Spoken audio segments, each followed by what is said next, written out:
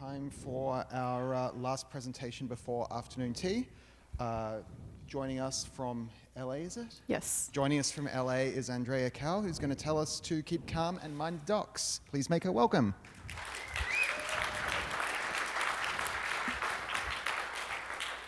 Whoops. Okay. Hi. I'm just going to let everybody know I'm 100% sure that I'm going to run out of time. So embrace failure, I guess. And I think we're all going to find out exactly where that happens. It's going to be very clear. So I'm going to just take a moment to introduce myself. My name is Andrea. This is where you can find me on Twitter. I'm sorry, the Twitter handle is a little bit difficult to spell. Yes, I am from LA. It is also on fire, like Sonoma County. And I used to work as a developer, but nowadays I work as a technical writer. I write software documentation. Yes, people do that for a living. I work primarily for this company named Cars.com out of the Santa Monica office. And specifically, I work for the DevOps team. Yay, DevOps. We also love Python. And I'm here today because I hope to help everybody here think about communication and documentation a little bit differently. And I've got a series of 10 questions that are fairly open-ended. We're just going to go on some detours here, I guess. So, first question. What does it actually mean when we're talking about good writing? Because when we think about documentation, I think we traditionally think of written documentation. So this is a writer that I've come to really love in the past few months. And this is a book that I've really gotten obsessed with. It's a series of conversations on the craft of writing with Ursula Le Guin and another writer named David Nyman. And let's just get into some of the excerpts here. David says to Ursula that you've often talked about the importance of sound, that the sound of language is where it all begins, and that language is at its core a physical thing. She says, yes, I hear what I write. If it's happening in your body, if you are hearing what you write, then you can listen for the right cadence, which is going to help your sentence run clear. Cool, that's really great. Speaking of listening and sound, next question, what about listening? This is yet another book that I've gotten obsessed with. It's called Ways of Hearing. It actually originated from a radio piece by the same name. And it is named after this book called Ways of Seeing, which itself came from a TV series on the BBC in 1972. So we're going to get into another excerpt here from Damon Krukowski. He's saying that life online is filled with a lot of chronological confusions. Texting is often tripped up by crossed posts or missed posts or abrupt silences followed by 10 bings in a row on your phone. And these are temporal hiccups in information exchange that would never actually happen face-to-face if you were talking to somebody in the same room at the same time. Great. Okay, it's just straight ahead to the next question, I suppose. What does listening actually mean in the context of asynchronous communication? I don't really know. But I know that when I think of documentation, I think of asynchronous communication. And to some extent, vice versa. I think of asynchronous communication. I kind of think of documentation as well. So yeah, I don't have any answers here. I just have 3 slides. And we're going to go on to the next question. How much emotional labor are we spending when we engage in asynchronous communication? Because with remote communication or asynchronous communication, you're missing a lot of information about the person that you're speaking to or writing to. You're missing things like context or cues like body language, facial expressions. You're missing a sense of shared culture that would simply just happen because, well, it would happen if you were in the same room at the same time, but you aren't, so you're missing all that. And in real life, exchanging information, as we all know, it's not as easy as simply uploading and downloading content between your brain and another person's brain. More is not necessarily better if you're trying to communicate something to somebody. If you are talking to somebody and they are sending you a flood of information, it can be really difficult to know what to say, if anything. And if you are also looking at a page of just walls of text in the form of software documentation, it can be really difficult to figure out what what is actually useful information on that page. So next question, can you slow down? I'm going to amend that a little bit because we work in tech and we're supposed to always be moving fast and breaking things all the time. So I guess we can't really slow down that much, but can you slow down? Can you practice slow communication? When I say slow communication, I guess I'm thinking of something like the slow food movement, which talks about just sitting down and savoring or thinking about the stuff that you're eating. So with slow communication, I'm thinking of the same thing with words. And I want to ask everybody here, who's heard of Write the Docs? Some people. This is the point where I point to Sam in the audience. He's right there. He's got stickers for the docs. If you do have any questions, please go to Sam, get the stickers from him. If you don't know what Write the Docs is, again, go to Sam, come find me, but I don't have stickers. But here I want to show you some bits from the Code of Conduct for Write the Docs, and I want to point out how consistent and positive it is. It's just 5 bullet points, and we'll read them together now, I guess. The first one is to be friendly and patient. The second one is to be welcoming. The third one is to be considerate. Number 4 is to be respectful. And number 5 is to be careful in the words that you choose. And I want to point out how positive that is, because this is not about policing your own language. It's just about being careful and thinking about the things that you say before you say them, because not everything that's inside your head actually has to come out into the world. Thank you. So, next question. Are you paying attention? We'll get a little more specific in a moment. Are you paying attention to your listener and to your reader? I'm just going to go backwards a little bit. And I wanted to show you this little quote here from a poet named Mary Oliver. She ends this poem with a statement. She says, "To pay attention, this is our endless and proper work." That's very lofty. Okay, so are you paying attention to your listener if you're talking to somebody? And are you paying attention to the person who's reading what you're writing to them?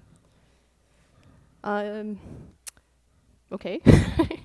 We're going to go back to ways of hearing, I guess. So Damon Krakowski is saying here, in conversation, in real analog time, we can gauge reaction to our statements before anything further is said. And I would like to parse that a little bit and ask, are you gauging reaction to your statements? Are you getting feedback to the stuff that you're saying or writing? And are you actually processing the feedback? To continue that excerpt, Damon Krakowski says, we can pause, in a real life conversation. We can pause without lapsing into silence. And we can actually fall silent without really ending the conversation. So, to continue to parse that, are you pausing? Are you giving yourself and your listener some time and space to breathe and to think and to respond? And if you are, then that's great. But if you're not, then what are you doing? Let's figure that out. Because I'm dwelling all that stuff because when I think of happy documentation, I'm thinking of actually living conversations. This is code for documentation that's actually being kept up to date, that people are engaged with. And I think of dialogues that are real. And when I think of unhappy documentation, I think of stuff that is not up to date. These could be one-sided conversations or brain dumps. Stuff that is out of date, which I think is everybody's #1 complaint with documentation or consulting it or having to write it.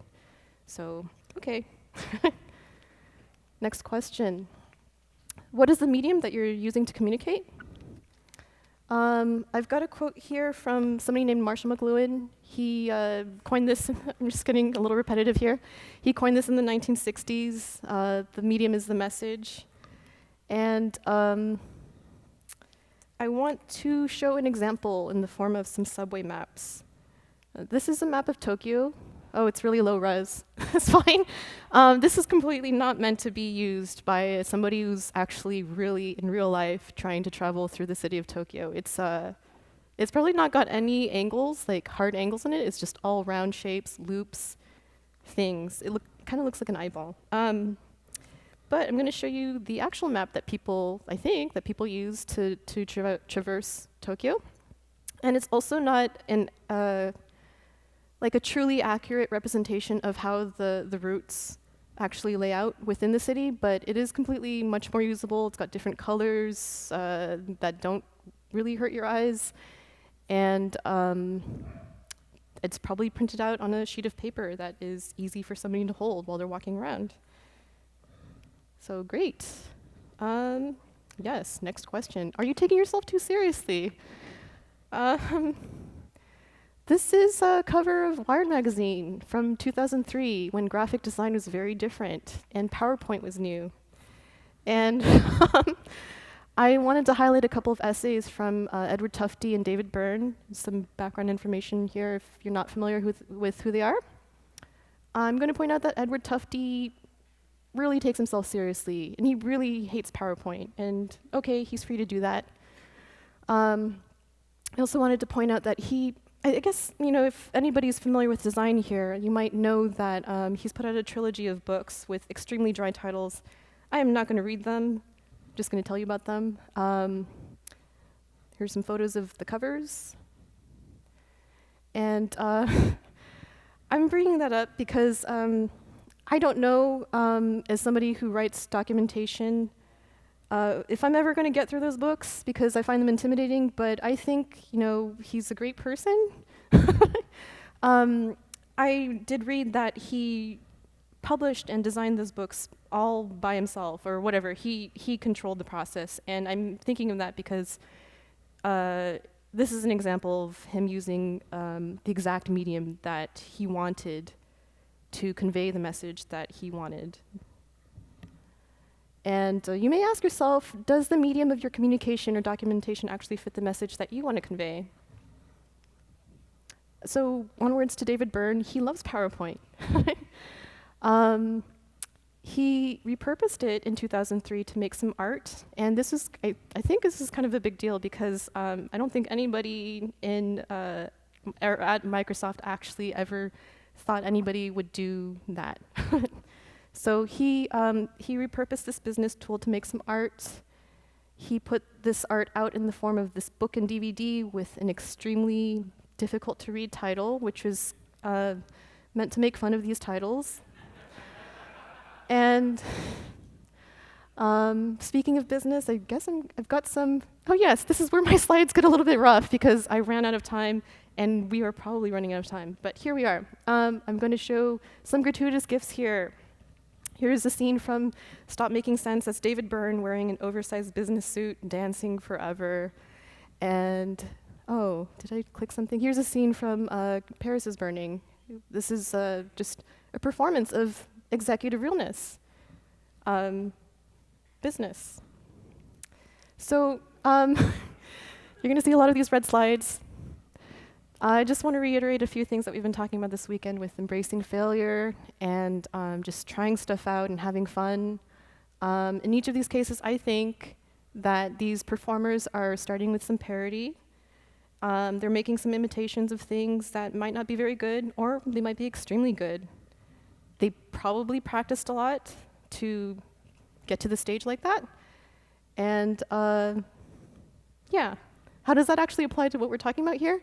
I think that when you follow this sort of process that you may be surprised by what you get, and hopefully you do learn a lot from it and you have some fun. So let's see what happens next. Okay, next question. We're almost done here. This is question 9 of 10. How do you actually have fun creating documentation? I got a lot of inspiration from this presentation from the Write the Docs conference in Portland of this year. It's from somebody named Ulicja Ruskowska, and she spoke from the perspective of a documentarian who is a developer.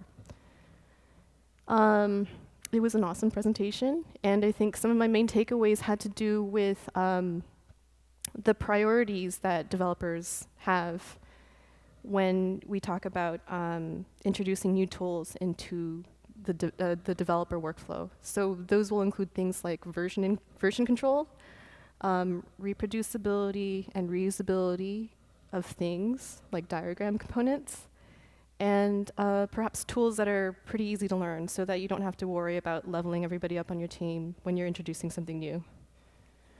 More things from Alicia's presentation. I'm sorry, that's kind of a hard to read thing.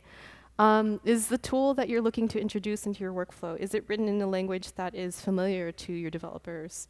For instance, my team loves Python, so a lot of our developers can use Python to extend some given tool that's out there that we might be considering. And is it an open source tool? Is it a thriving open source tool with a lot of contributors and a lot of active maintenance? Just questions to consider. P.S. Drawings are great. I don't have any examples of the drawings that Alicia included in her presentation, but she points out that when you're using your hand, for instance, to draw some things for your coworkers, they can really be some friendly ways to explain things to each other. And they can actually be a lot more effective than little blocks or paragraphs of text to explain some of these concepts. What's next? Okay, I wanted to mention some of the inspirations that I found and some people I got to talk to. And Julia Evans, I think a lot of people probably know who she is. She's great. This is, wow, that's really big. This is one of her comics that you can find on her site, and this is an explanation of the proc directory on Linux and Unix machines. And, oh yes, this is a book. I brought this book with me because I wanted to show, it's really heavy, it's 1,200 pages. It's wonderful, it's really well written, it's in its 5th edition for a reason, and I love it. But it's also 1,200 pages, and I'm not complaining here. I am complaining here. We have these ongoing study groups on my team, which I love, but we also use this book, which I love, but I had a little bit of a hard time at some points, and I'm gonna just show maybe some examples, or one example. We'll take a look at the proc directory again. And let's just see this side by side with one of the pages. And it is written, the page in the sysadmin book is written in a very comfortable, conversational tone, very tongue-in-cheek. It's not taking itself too seriously, but it's a lot of text. So I took a panel from Julia's comic, and I just wanted to illustrate exactly where that lines up with the page in that sysadmin book. And I'm sorry, that's a lot of red lines. I wanted to take some more panels here and illustrate how they correspond to the same information, more or less, in the sysadmin book.